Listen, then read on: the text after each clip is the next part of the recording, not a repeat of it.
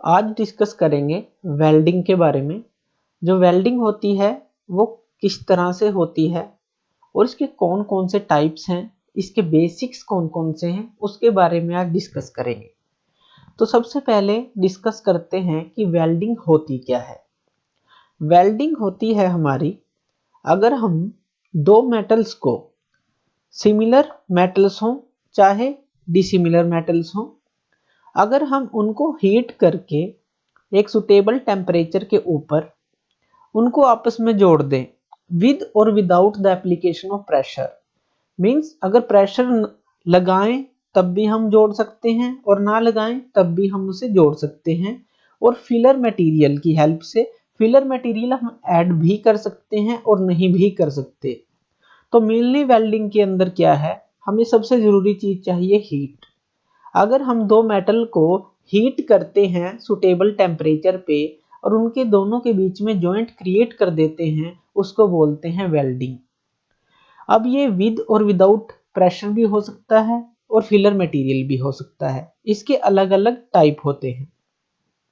तो filler material होता क्या है? फिलर मटेरियल होता है जब हम दो किसी मेटल को जोड़ते हैं तो जो फिलर मटेरियल है इन दोनों के बीच में फिल किया जाता है। अब जो फिलर मटेरियल है इसका मेल्टिंग जो पॉइंट है, जो मेल्टिंग टेम्परेचर है, वो कितने पे मेल्ट करेगा? या तो वो सेम होता है जिन मेटल्स को हम जोड़ रहे हैं दो प्लेट्स को, या उससे कम होगा, उससे ज्यादा नहीं होगा। और कम भी इतना नहीं होना चाहिए, ये होता है 420 डिग्री से ऊपर ही होता है। तो जो फिलर मटेरियल है या तो वो सेम एज जो हमारे जो प्लेट्स हम जोड़ रहे हैं उनकी जितना टेम्परेचर होगा मेल्टिंग उतना ही होगा उसका मेल्टिंग पॉइंट, क्योंकि उसको उसके अंदर हमें घोलना है, उसके अंदर ऐड करना है, या फिर उससे कम होगा। बेस मटेरियल जो हम जोड़ रहे हैं उनसे कभी भी ज्यादा नहीं होगा, तो उसको हम फिलर मटेरियल बोलते हैं। तो फिलर मटेरियल और ये जो वेल्डिंग है इनके लिए सबसे जरूरी चीज हमें चाहिए वेल्ड एबिलिटी। वेल्ड एबिलिटी क्या होती है? वेल्ड एबिलिटी होती है जॉइन एबिलिटी। अगर हम दो प्लेट को जोड़ रहे हैं तो उनके बीच में कितना अच्छा जॉइंट बने और वो कितनी आसानी से बने, उसको हम वेल्ड एबिलिटी बोलते हैं। तो ये कुछ बेसिक्स हैं, तो हम इसको डायग्राम के थ्रू समझते हैं कि वेल्डिंग होती क्या है। मान लीजिए हमारे पास दो प्लेट्स हैं, मेटल की प्लेट्स हैं हमारे पास दो, ये अलग अलग प्लेट्स हैं, हमने इनको आमने सामने रख दिया। अब हम इन दोनों को जोड़ना चाहते हैं, तो कैसे जोड़ सकते हैं? वेल्डिंग की हेल्प से। तो ये दो प्लेट्स हैं, हमारे पास एक वेल्डिंग मशीन होती है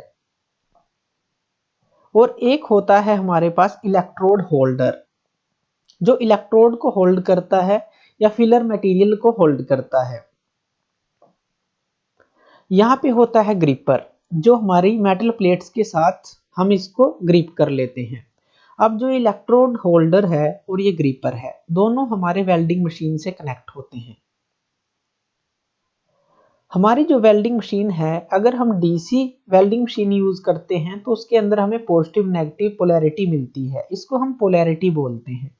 जैसे नेगेटिव वायर है हमने वर्क पीस से कनेक्ट की हुई है और जो पॉजिटिव वायर है वो इलेक्ट्रोड से कनेक्ट की हुई है, तो इसको हम पोलैरिटी बोलते हैं। तो एक वेल्डर के लिए पोलैरिटी के बारे में जानना बहुत जरूरी होता है, क्योंकि पोलैरिटी की हेल्प से ही वर्कपीस या इलेक्ट्रोड पे हीट जनरेट होती है। अभी हम उसको डिस्कस करेंगे कि पोलैरिटी कितने तरह की होती है और ये काम कैसे करती है। तो यहाँ पे हमने पॉजिटिव इससे इलेक्ट्रोड से कनेक्ट किया है और नेगेटिव हमने जो वर्क पीस है, हमारे मेटल पीस है, उनसे कनेक्ट किया है। इलेक्ट्रोड होल्डर के अंदर हमारा होता है इलेक्ट्रोड। जो इलेक्ट्रोड जब इसके कांटेक्ट में आता है लगभग, तो एक आर्क क्रिएट होती है जिससे हमारा जो नेगेटिव से पॉजिटिव की तरफ इलेक्ट्रॉन फ्लो करेंगे और फ्लो करने के साथ ही इन दोनों के बीच में सर्किट कंप्लीट होगा और एक आर्क क्रिएट होगी जिससे हीट प्रोड्यूस होगी और ये मेटल फ्यूज हो जाएगा, मेल्ट हो जाएगा, और ये हमारा इलेक्ट्रोड भी मेल्ट होता रहेगा और इसके बीच में फिल हो जाएगा। तो हमारा इन दोनों के बीच में एक जॉइंट क्रिएट हो जाएगा। तो इस तरह से हमारा जो सर्किट कंप्लीट होता है और वेल्डिंग हमारी प्रोसेस क्रिएट होती है। अब देखते हैं जो हमने ये डिस्कस किया कि पोलैरिटी होती क्या है। पोलैरिटी हमारी direction of flow of current होती है किसी भी सर्किट के अंदर। ये करंट की डायरेक्शन को बताती है, उसको हम पोलैरिटी बोलते हैं। अगर हम स्ट्रेट पोलैरिटी की बात करें तो उसके अंदर हमारा जो वर्कपीस होता है वो होता है पॉजिटिव, वो पॉजिटिव से कनेक्ट होगा, उसको हम स्ट्रेट पोलैरिटी बोलते हैं। अगर हम रिवर्स पोलैरिटी की बात करें तो रिवर्स पोलैरिटी के अंदर जो वर्कपीस होता है वो नेगेटिव होता है। मींस अगर वर्कपीस नेगेटिव होगा तो इलेक्ट्रोड हमारा पॉजिटिव होगा, अगर वर्कपीस पॉजिटिव होगा तो इलेक्ट्रोड हमारा नेगेटिव होगा। तो स्ट्रेट पोलैरिटी के अंदर इलेक्ट्रोड नेगेटिव होता है, वर्कपीस पॉजिटिव होता है, और रिवर्स में ये बिल्कुल उल्टा होता है। अब इसको और अच्छी तरह से समझते हैं। स्ट्रेट पोलैरिटी के अंदर अगर हमारे पास जो मशीन है हम उसको डीसी सप्लाई दें पॉजिटिव नेगेटिव, अगर हमारा पॉजिटिव कनेक्ट है वर्कपीस से और नेगेटिव कनेक्ट है हमारा इलेक्ट्रोड से, तो उसको हम स्ट्रेट पोलैरिटी बात करते हैं, उसको स्ट्रेट पोलैरिटी बोलते हैं। लेकिन रिवर्स पोलैरिटी में इसका बिल्कुल उल्टा होता है। जो हमारे पॉजिटिव और नेगेटिव हैं ये साइन इंटरचेंज हो जाते हैं। मींस पॉजिटिव हमारा मिलता है इलेक्ट्रोड को और नेगेटिव हमारा मिलता है वर्कपीस को, इसको हम बोलते हैं रिवर्स पोलैरिटी। तो जब ये इसके कांटेक्ट में आता है इलेक्ट्रोड तो आर्क जनरेट होती है। अगर हम स्ट्रेट पोलैरिटी की बात करें तो हायर हीट जनरेट होती है वर्कपीस के ऊपर, लगभग 66% हीट वर्कपीस पे जनरेट होती है।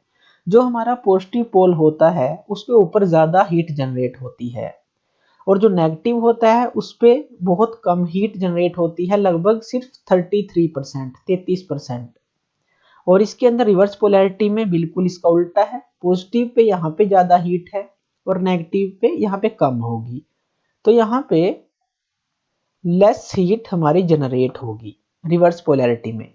तो पोलैरिटी के बारे में एक वेल्डर का जानना बहुत जरूरी होता है, तो उसे अकॉर्डिंग टू मटेरियल और अकॉर्डिंग टू जॉइंट उसको चूज करनी होती है पोलैरिटी, कि उसे स्ट्रेट पोलैरिटी पे काम करना है या रिवर्स पोलैरिटी पे काम करना है। अब बात करते हैं इलेक्ट्रोड्स की। इलेक्ट्रोड्स क्या होते हैं?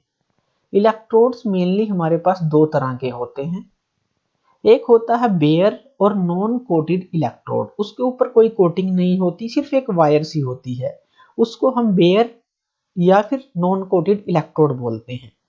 ये इलेक्ट्रोड वहां पे यूज करते हैं जहां पे हमें जो वेल्डिंग की जॉइंट की एफिशिएंसी से कुछ नहीं लेना, तो जहां पे वेल्डिंग स्ट्रेंथ हमें मैटर नहीं करती तो वहां पे हम इसका यूज कर लेते हैं, उसको हम बेयर इलेक्ट्रोड बोलते हैं। और एक ये वायर सी होती है इस तरह की।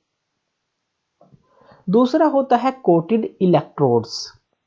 कोटेड इलेक्ट्रोड्स में क्या होता है, जैसे ये वायर सी थी इसके ऊपर कोटिंग होती है फ्लक्स मटेरियल की, इसके अंदर फ्लक्स मटेरियल की कोटिंग नहीं होती, तो इसलिए जो वेल्डिंग स्ट्रेंथ है, जो वेल्डिंग जॉइंट बनता है बहुत ही वीक बनता है, क्योंकि वो एयर के कांटेक्ट में आ जाता है तो ऑक्साइड्स बनते हैं, तो उससे हमारा जो वेल्डिंग जॉइंट है वो वीक हो जाता है।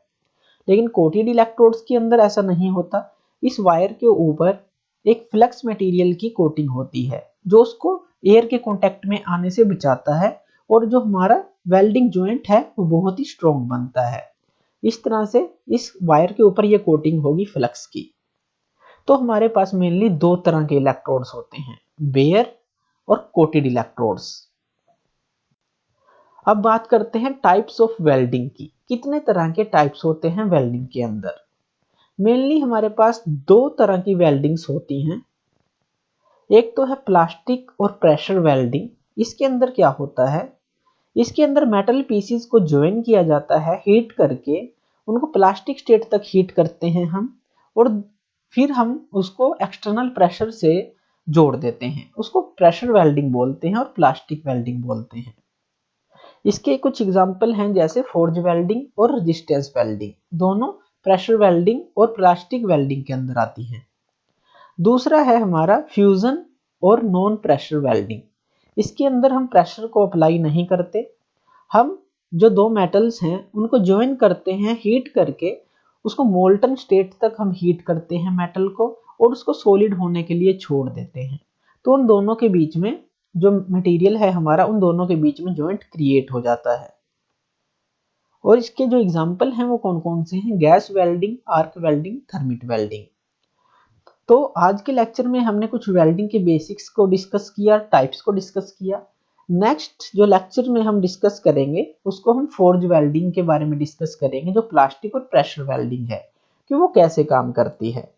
थैंक यू ये वीडियो देखने के लिए। और ज़्यादा अपडेटेड वीडियोज़ के लिए आप मेरे चैनल लर्न एंड ग्रो पे मुझे सब्सक्राइब कर सकते हैं। Thank you.